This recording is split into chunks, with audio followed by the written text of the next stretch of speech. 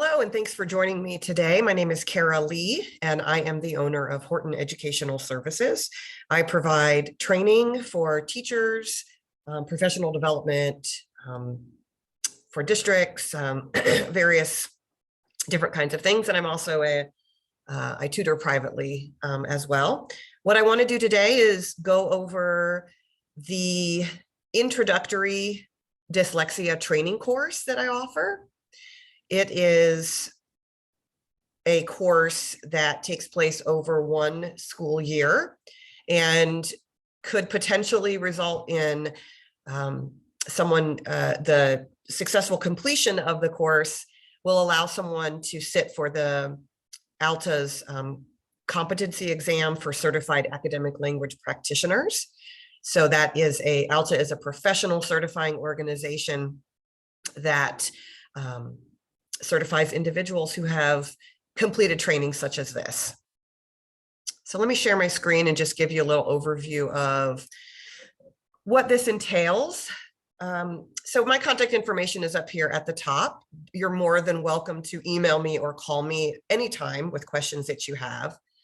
And really the purpose of this video is to really make sure that you as a potential trainee are aware of what the expectations are going to be, and to be able to make an informed decision about whether or not you want to participate.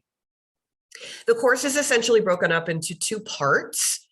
And what we can kind of do, think about that as sort of an instructional hours kind of bucket over here and a practicum hours bucket over here. Although, of course, there is some overlap between those two as well. But I do put it into two parts somewhat because I do also offer credit through Ashland University, 3 possible hours of graduate credit, semester hours of credit from Ashland for part 1 and another 3 for part 2.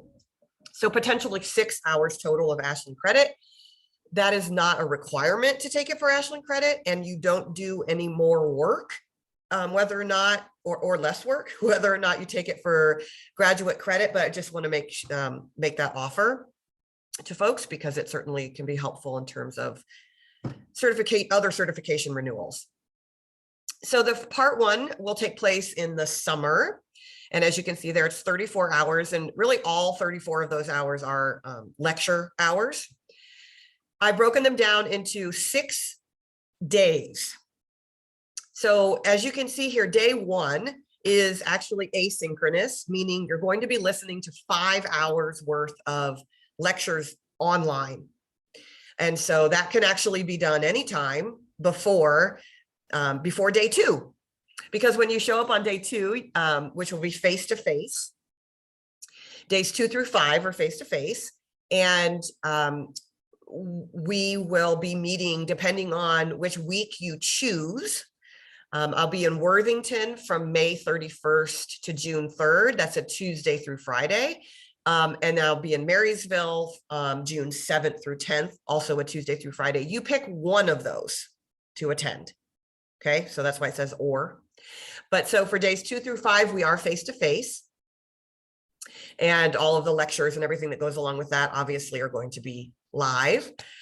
And then there's a day 6, which will take place in August, which will be synchronous, but on Zoom.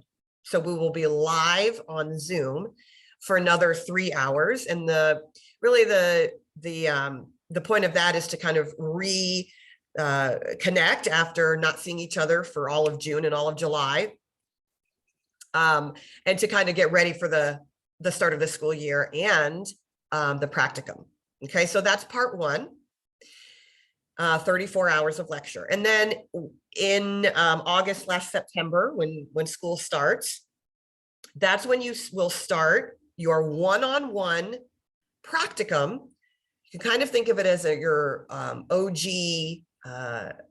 student teaching, where for 50 minutes twice a week, that is the minimum expectation, is that for 50 minutes twice a week, you will meet one-on-one with a student. We will work together to identify what student that will be that you work with, in order to implement all of the structured literacy strategies, explicit instruction that you're taught in the first part of the course. So you will be working with that one-on-one student to accumulate up to your 60 practicum hours. But we also, including 5 observations. So there will be 5 times where you record yourself, share the video with us, and we will then also watch it and give you feedback. And as you can see, though, there's also times when we meet. So those lecture hours also continue in September, November, January, March, and April. But again, only for typically 3 hours, and one of them will be for 4 hours. So that your total training hours in terms of that lecture bucket is 50. And again, the practicum is 60 hours. In terms of your time commitment, so you will also actually have readings that you will be doing out of various textbooks and all the things that we will supply to you in terms of your materials. So there are outside assignments as well. But honestly, once you start your practicum, the big bulk of your time is going to be spent on planning your lessons. So I wanted to give you a little bit of an idea of what that looks like. You will literally be writing your lessons. Okay, and so what you see here in these boxes is what the instructor has typed herself, has planned for this particular student. It's extremely prescriptive and diagnostic. So you will not be given like a lesson book that just has like day 1, lesson 1, and then day 2, lesson 2, lesson 3, lesson 4. You will be given plenty of resources and materials that certainly help you get started with all of that. But then what you'll see is that as you get to work with your student, you will be making all of the instructional decisions about what it is your particular student needs. Okay, the idea of this is that you become really an expert in doing this very clinical, very diagnostic, individualized type of intervention and instruction. Because if you can do that, then you can do it with a small group of kids or even a whole, large group of kids.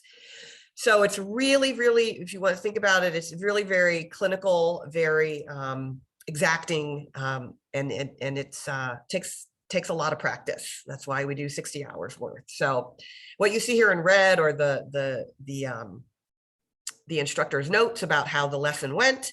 And so again, just want to give you a little preview of what that would look like. So again, just wanted to give you an overview. You can expect to always tell people if there's any binge watching of any shows that you want to get done, you should get that done before you start your training, because there's not a lot of time, not a lot of time for much else other than your already full-time job and being a parent or just a citizen, much less to then put this other stuff on top of it, right? So it is quite a commitment that you're agreeing to here.